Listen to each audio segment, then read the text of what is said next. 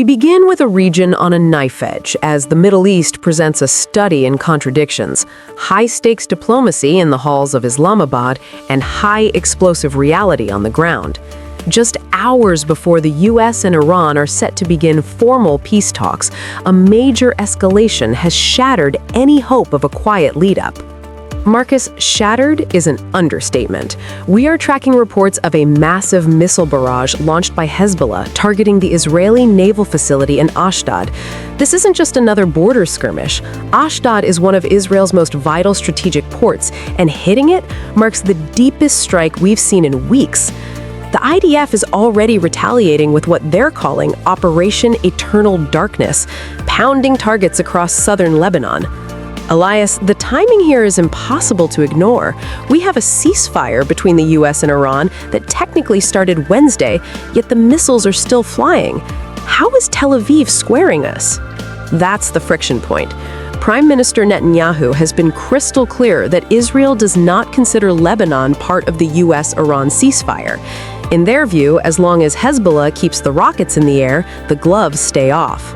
The mood here is tense, the public is exhausted, but the military posture remains unconditional security first. And that is creating a nightmare for the State Department.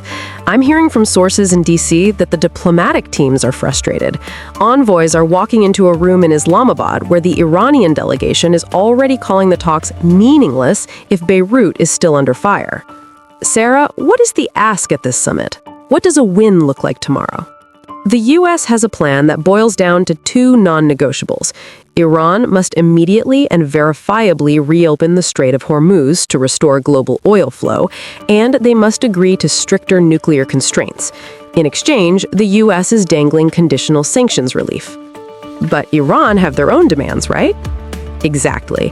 Tehran wants a total U.S. withdrawal from regional bases and war reparations. The gap isn't just a rift, it's a canyon. Marcus, while they talk in Pakistan, the sirens are going off again in northern Israel. Diplomacy is moving at the speed of a telegram, while the war is moving at the speed of a missile.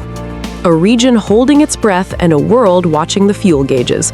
We will be back with live coverage as the first delegates arrive. Stay with us. We're looking forward to the negotiation. I think it's going to be positive. We'll, of course, see, as the President of the United States said, if the Iranians are willing to negotiate in good faith, we're certainly willing to extend the open hand.